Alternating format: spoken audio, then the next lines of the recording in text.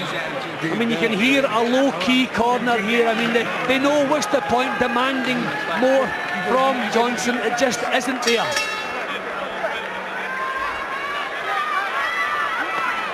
Tenth round. Johnson, you feel, needs a knockout. Needs to produce one humdinger. He's done it once or twice in his career.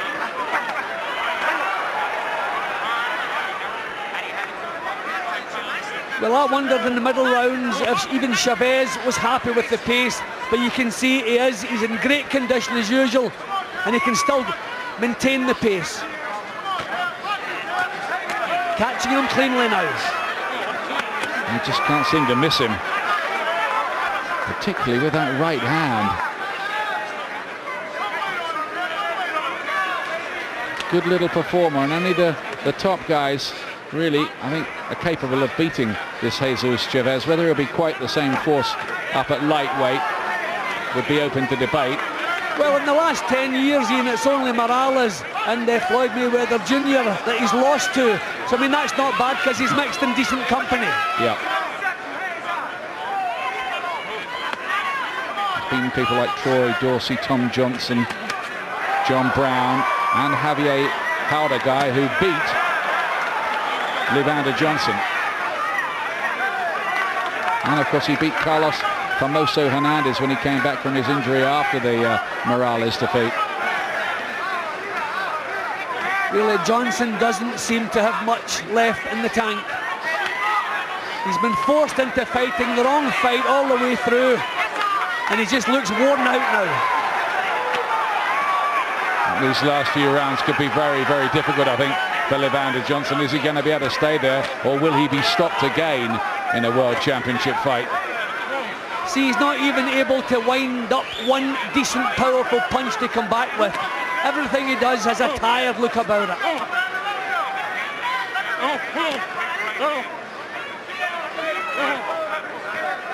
It's been a very good effort, this, from Chavez again.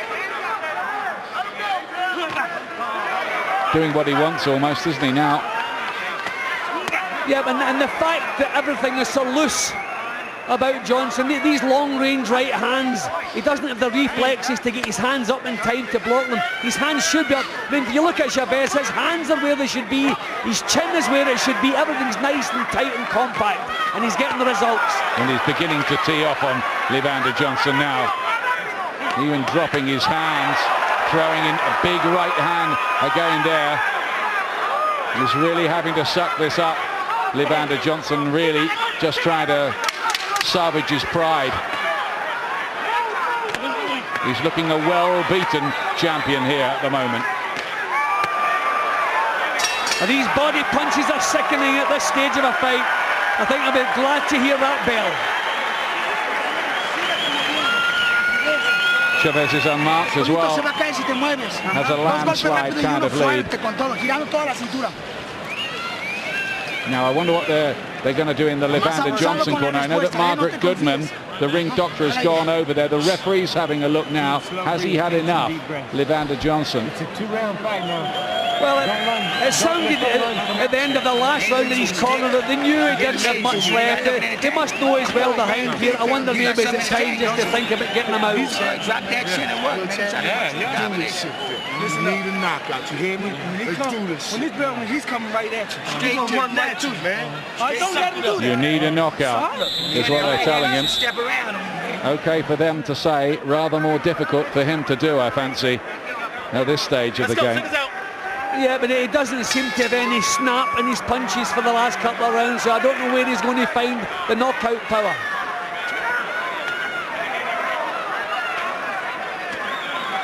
Well, can Levander Johnson provide something sensational late in the fight? No, here's Chavez again, who now clearly wants to finish the argument. Not stopping throwing leather right at the start of the round, almost inviting Tony Weeks, the referee, to take a closer look and maybe step in and stop this, which will put the cap on a very fine performance. There's nothing coming back from Johnson. Head punches raining in. The stoppage is now, right now. In the 11th round, Jesus Chavez, two-weight world champion, rips the title from Levander Johnson with a very convincing performance. Well, the praising, no substitute for experience. Chavez knew by the body language of Johnson that one big attack could finish this, and that's what he came in with, and that was a real quality attack to finish an excellent performance on. He knew Johnson had nothing left, didn't care about the knockout. He knew if he just kept throwing punches, the referee would have no choice. There were no power in the counter punches that were coming back, so he could just open up and do his thing, and that really was impressive. Well, he's just signed for Oscar De La Hoya's Golden Boy promotions, an emerging force in world boxing, and what a way to start at lightweight with a stoppage win to take the IBF title. And an amazing volume of punches to start the 11th round. I mean, this guy is in excellent shape. He knew it was one big attack away from being champion, and he just didn't stop the punches flow. Nothing coming back from Johnson because he had nothing more to give. A gutsy and a brave performance from the champion, but all the way through he was forced into fighting the wrong fight, and he could never get himself into it. And the body shots at this stage, when everything else has gone wrong, I mean, that really was a sickener, that last body shot. Good timing on the stoppage too. No arguments about that at all. The only surprise was that it wasn't stopped a bit sooner. Steps in and calls a halt to the contest. The official time, 38 seconds of round number 11. Now, a three-time world champion and new IBF lightweight champion of the world, Jesus El Matador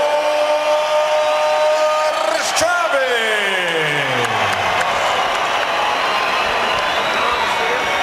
Great win for him. His family and friends are celebrating it as well. He's a good guy as well, Jesus Chavez, a value for money operator. He's a good guy to have around in the sport. I think Levander Johnson's age was a factor as well there. At 35, he just couldn't stay away from Chavez and was never seriously in the fight, I'm afraid. Yeah, well, you could see in the early rounds that Johnson knew the tactics that he should employ. He tried to do that, but Chavez wouldn't have it. He drew him in right from the first round, drew him into his kind of fight, and kept him there all the way through. Very much, Jim. Congratulations, Jesus. You came to Las Vegas for the biggest gamble of your life. Was that in part an incentive for the way you fought from the opening bell? I think it was. I felt very relaxed coming into the fight. All along, my training camp was very happy. I had a really good training camp, and Oscar's people treated me great. They certainly made me feel at home, and I feel real good. I feel good. I feel like a champ. So no regrets about not taking twice as much money for beating Hernandez, a fighter you had already beaten soundly, in order to win this title? Not at all. I think that I was here in Las Vegas at the MGM Grand for redemption, for my own redemption from losing to Eric Morales here at the MGM, and coming back over here and regaining my title. What do you see in the future? Is it Barrera if he wins later tonight? Is it Morales down the road? Is it another lightweight title holder? Do you have any desire on your own? I do. I have the desire to fight the best out there right now, either at lightweight or at super featherweight. I'm flexible. Your wife is in Baghdad with the engineers, a lieutenant in the Army. She will see this fight on a delayed basis. Are you going to call her as soon as you get out of the ring to tell her what happened? Without a doubt, the engineers, the 386, his motto is to reinforce and destroy. And that's exactly what I did with my body. I reinforced, I just destroyed, and this one goes out to the 386 in Baghdad. Is she in more danger than you? Do you worry about her? I do worry about her a lot. You know, she's out there fighting a war, and I'm fighting my own war here, earning a living with my two hands. And I can't wait for her to come back and celebrate with me. Thank you again.